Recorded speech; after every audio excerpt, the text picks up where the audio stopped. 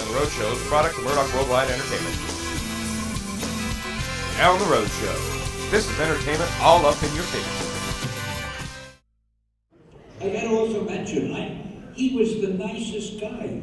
He was very pleasant to talk to, intelligent as hell. I think he can speak perfect English, but he kept that accent because it gave him a distinction, you know? But I was very, very surprised and really disappointed because I thought he was a hell of a good guy. Enough about Arnold. Okay, now we get on to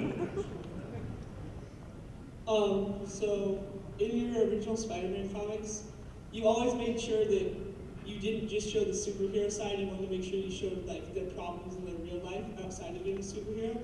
Did you ever have trouble like not having too much action, but not having too much of his real life, so that it stayed like a perfect medium? All I could make out was, did you ever have? That's all. How do you balance the action side of superhero comics with human comics? Well, that's just writing stories. That's what every writer does. You can't, when you do a superhero story or any kind of an action story, you can't just have one action scene after another.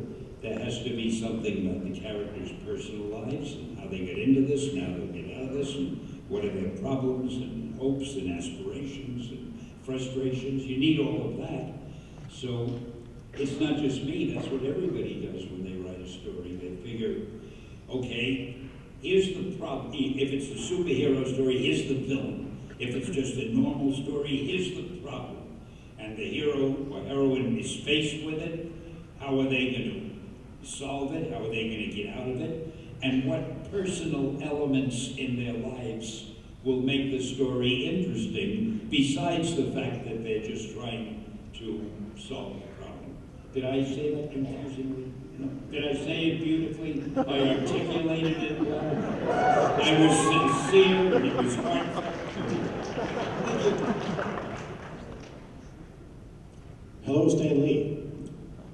So many of your characters use technology. Some of them use it a lot. Do you consider yourself technologically advanced? I am the dumbest guy, technically, you'll ever know. I mean, how did the Fantastic Four become the Fantastic Four? They were slapped with cosmic rays. How did the Hulk become the Hulk? He was hit with a gamma ray. I wouldn't know a gamma ray if it hit me in the... I don't even know what those rays are. Spider-Man, a radioactive spider. That's the extent of my scientific. Wait, I'll tell you one thing, though. Oh, wait a minute. I'll show you how much more scientific Marvel is than I am than DC. I'll give you a concrete example. We have two characters that fly. There are two characters that fly. Superman, Thor, right? Superman flies with no visible means of propulsion. He just assumes this pose and he's in the air. Marvel and I, ultimately scientific. I gave Thor a hammer with a leather thong attached to his wrist. He swings that hammer so fast it's like a propeller. Then he lets it go. And naturally the hammer goes flying off into space. But the thong is attached to his wrist. So it pulls Thor along. Am I a technical wizard or am I not?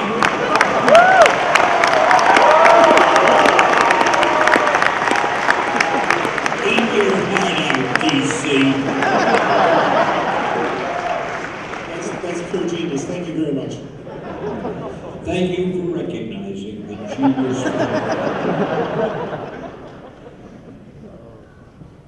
I was just wondering, which was your favorite cameo in a movie? I think I have two favorites. You know, I'm drinking this out of nervousness. I don't even like coffee. My favorite cameo had been, I think I like them all, The one where I'm talking to Spider-Man and I say, yes, one man can make a difference. Enough said. I might add the director added the enough said, which I thought was very nice of him. And I love the cameo in Thor, because everybody thinks it's so funny. You didn't know I could drive a truck out there.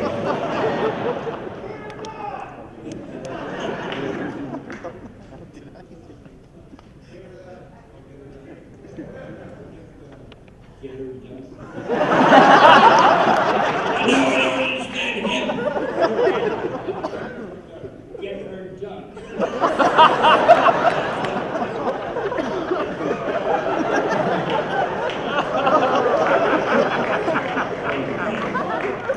This is a strange audience. Why can't DC and Marvel be friends or just make family? I'm in the. What is that? My friend, we are friends. This is just kidding around. Most of the people that work, well, not anymore, because I'm sort of out of it.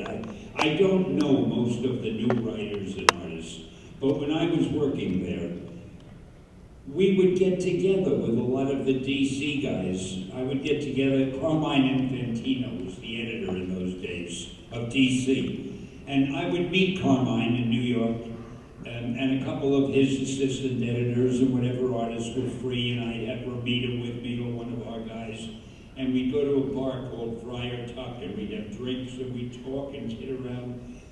And most of the artists would go back and forth. The guy would work for DC for a while, then he'd work for us, and we were all friends.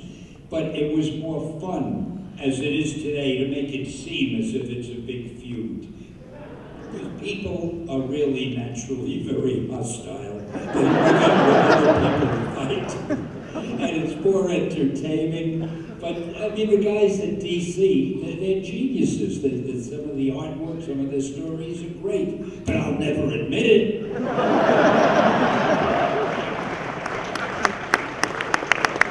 But we're all friends, really. I mean, why can't the characters? They lost like 5 They are. Years ago, it wasn't easy to do, but I managed to put together after months of haggling with lawyers and publishers and people, we put together a book, Spider-Man and Superman, together in one issue. I don't know if any of you have seen it. It was a big oversized book. And the biggest fight was whose name would come first on the cover. So we compromised. I forget whose name came first, but whichever name it was, on the inside of the book, the other name was first, and on and on. And the book sold very well. And I thought we ought to do a lot of them, but the lawyers said it was too complicated to get all the rights in order, and we didn't. But it would be fun to do stories. People are always saying to me, who'd win in a fight, Thor or Superman, Batman or Spider-Man, on and on. And I can't tell them, I do not know the answer. In fact, people would always ask me, who'd win a fight, The Thing or Galactus or Iron Man or this one? And I finally had to come up with a phony answer, because there is no answer, so I would say, it depends on who's writing the story.